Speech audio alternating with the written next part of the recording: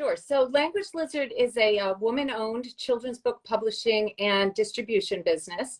And our mission is to support the academic and social development of language learners, dual language learners, and promote heritage languages, but also to celebrate diversity and to promote multiculturalism. So we really want kids to be able to see themselves represented in the books, but also to encourage all children to respect, accept, and empathize with their peers. So really part of our aim is to help teachers build community in the classroom. And then also through some of the lesson plans, which I can tell you about later, we aim to really improve homeschool connections as well among non-English speaking families.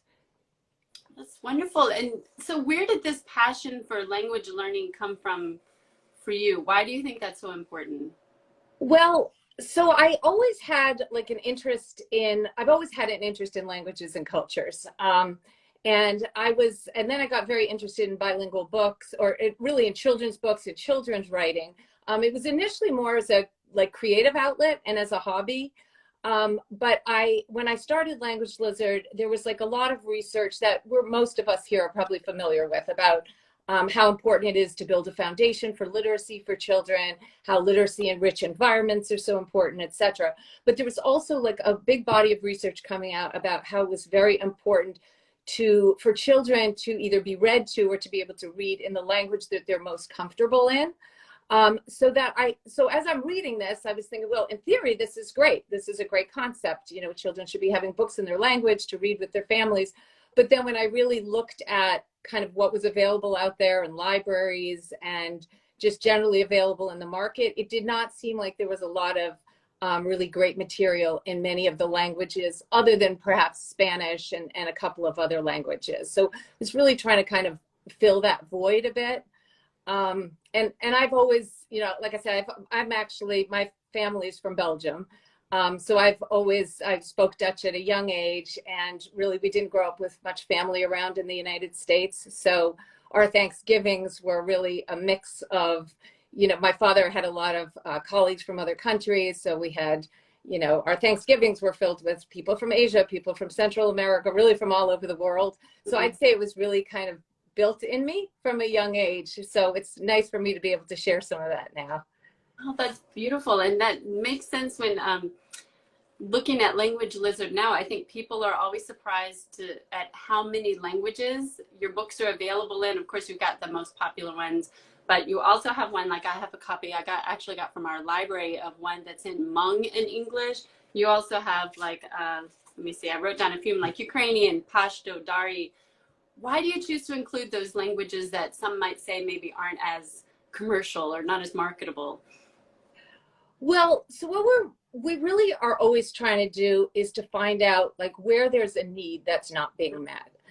So obviously Spanish, we're always going to have things in Spanish because that's of interest, but there's a lot of other things also available in Spanish. But we do a lot of surveys and really take like customer input very seriously when we plan on like upcoming content development. So if somebody sends us an email saying, you know, we really need this language for our school or for our classroom, that actually does not go into a hole in our company. Like we really look at it and we see, and when we start getting a lot of requests for similar languages, we'll say, okay, let's try this. You know, so we did, so we have added quite a few languages over the last few years, even based pretty much on customer requests. Usually it's teachers trying to meet the demand of some of their dual language students. So then we'll add a new language, we'll see if it takes, and then kind of increase the number from there. So that's typically how we would add. Now, of course, there's other instances like you mentioned, like Dari, Pashto, some of these other languages. That really, we didn't need to wait for customer input. I mean, we saw what was happening in Afghanistan. We knew that there were going to be a lot of refugees. We knew that they were going to be coming to the schools here, and that there was going to be, you know, we would need to meet that, the ability to provide books to these children. So, in a case like that, we actually really pivoted our own like sort of content development plans and said, okay, let's get some of these books that we already have in Dari, Pashto. And so similarly, like Ukrainian now, you know, that had kind of been on our radar that we wanted to add some Ukrainian, But when the Russian invasion of Ukraine happened and, you see all the people fleeing, we knew that there would be a need for that as well. So we do, typically come up with, here's what we think people need based on input, but then we're able to pivot pretty quickly when there's some kind of a change in, often it's something that's happening globally.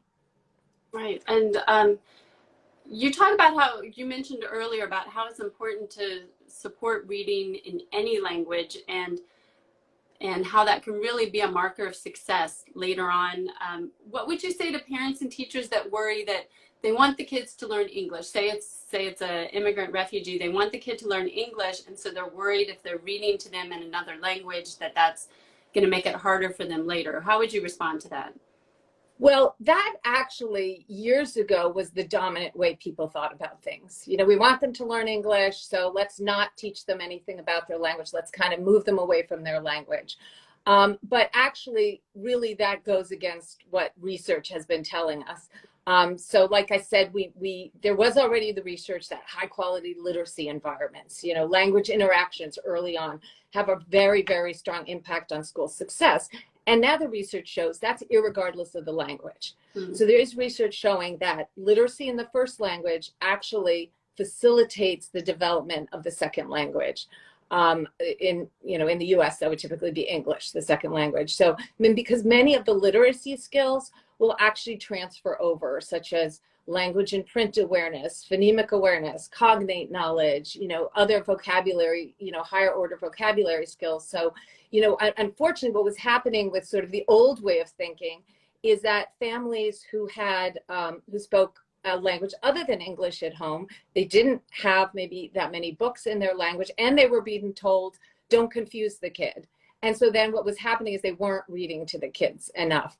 And that was probably the worst thing you could do. So, I would say to parents in homes that speak another language, don't worry about that right now. Just read in the language that you're more comfortable in, and read,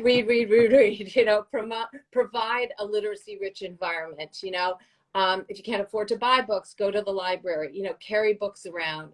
And I know that that's like increasingly difficult with, screens and the addictive nature of video games and everything. But anyone who has young kids know that they really still really love, having someone, being able to sit on the lap of a parent or guardian or anyone and still read a book and look at the pictures. And I would also say to try to find books where it offers a lot of opportunity for discussion too. So where there's things in the pictures you can talk about and there's questions you can ask, and just to really do that so that it's not just sitting down for 5 minutes and reading a book, but it really becomes sort of a literacy interaction and a discussion and a conversation. And it doesn't matter what language that's happening.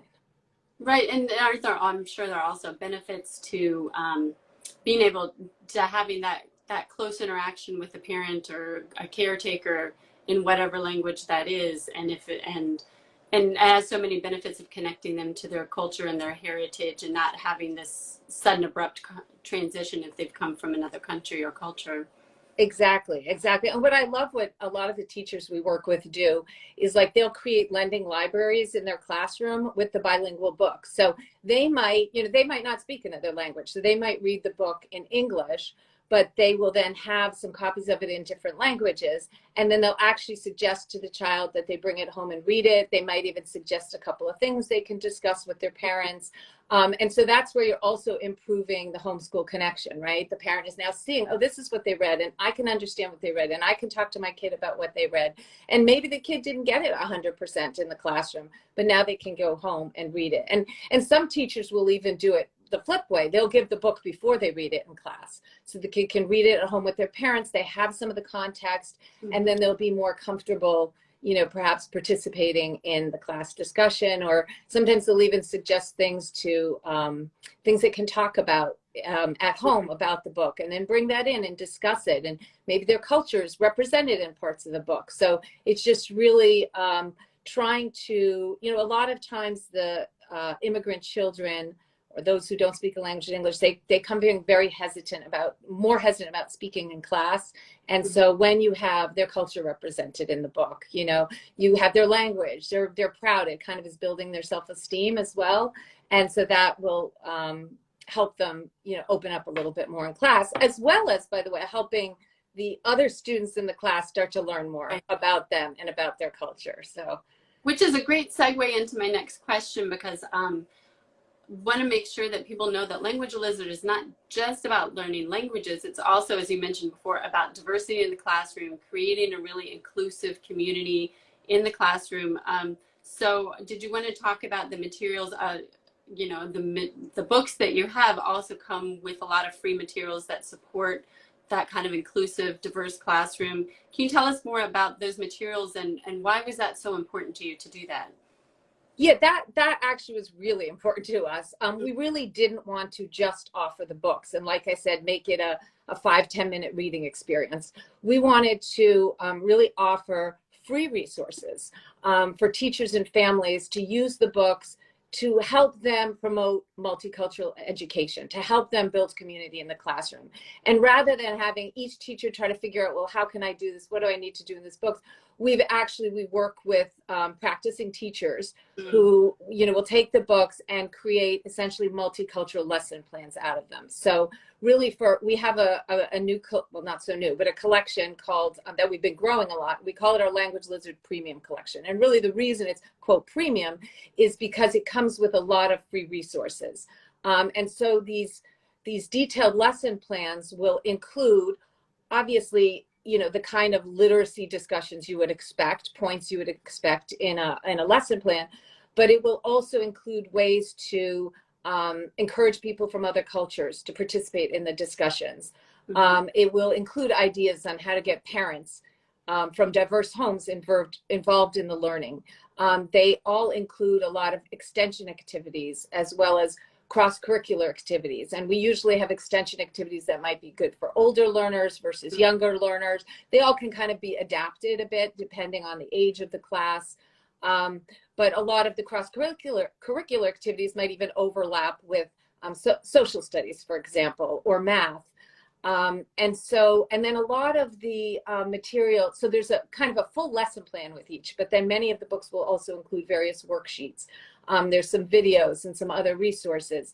So like the idea is not so much to create, hey, teacher, here's something else you have to teach. Now you have to teach multicultural education. It's not that. It's actually more, you're teaching this content, but now let's see if you can do it with a multicultural lens. So like an example would be, so I actually took this book just to give you an example. So this is, so actually before I show it, just a little background. So everybody in elementary school learns about figurative language and idioms, right? Every teacher is teaching this at some point, but we didn't see any good books about idioms that showed like multicultural characters and multicultural settings. So we created a set of them. There's 4, each with different themes. And this is the one that's like a nature idioms. Okay, so it's fresh as a daisy and it's all nature idioms. And again, each idiom will have an example that is, that has, like I said, multicultural characters, multicultural settings. And then there's the lessons will not only help teach about idioms and what an idiom is, but there will be parts that maybe encourage them to learn about idioms in other languages. So you're from a home that speaks a language other than English, hey, tonight go home, ask your parent, what's a cool idiom in your language? Come back, talk to us about it, or the worksheet. So again, if you're thinking of probably the way you and I learned idioms, right? We learned about it, then we probably had a worksheet with a fill in the blanks, and we had to fill in the blank of the idiom. So again, we can do the same exact thing here. So they're still learning the idiom, but the story that you're filling in the blank in is multicultural. So for example, one of them is about the Hanami, the cherry blossom viewing ceremony in Japan. Now you have a Japanese student, oh, she knows about that. She can talk about that when you're still teaching the content of idioms, or you're teaching about animals in Central America. Well, maybe there's somebody from there, when you do that, they have something to input. So again, just offering like ways where you're teaching existing content, but you're doing it with the lens. Similarly, everybody teaches lessons about folktales and fables, right? So there's a lot of great world folktales, and we have some lesson plans about many of the world folktales, in our free resources section. But I started to get some input from teachers like, well, we also want some of the familiar folktales, how about the 3 Little Pigs? And I said, well, I don't want to just do a story about the 3 Little Pigs.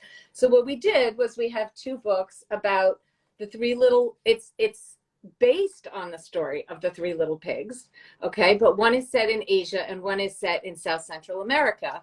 And so you're seeing trees and foods and animals of another part of the world. And then the lesson plan will include things like a Venn diagram, say, comparing their traditional story with this story, to have geography extension activities that relate to that. So there's just a lot of outcropping where, again, now you've put in some multicultural learning along with the content that you were going to teach anyways.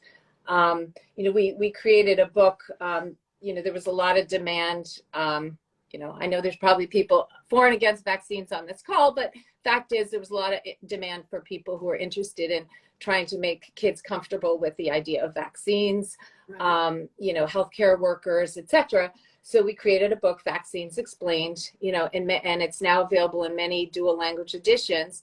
And again, it's all multicultural characters, multicultural settings, comes with a lesson plan to help this discussion, builds in multicultural components. So really, it's stuff you want to teach them anyway. You're just doing it with multicultural component to it.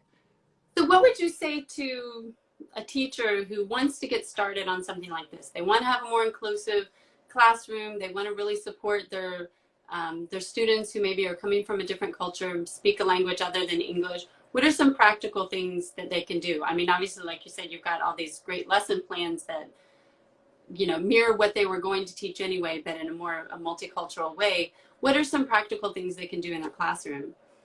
So, a simple thing, of course, like before class even starts, is you find out where your class, where the people are from, and you put up posters and artwork that would depict their cultures, their different identities even. So you put that up. You obviously would want to, ideally, create a lending library with books. Many teachers that we work with will actually try to even learn some of the language of the kids. So all things to make it a much more welcoming scenario when they start class and they feel more comfortable. I would also honestly encourage teachers to just go on our website, free resources, and they can download the lesson plans. They can take a look at them and either use them, but it also probably would provide some ideas on how to integrate multicultural learning into their classrooms.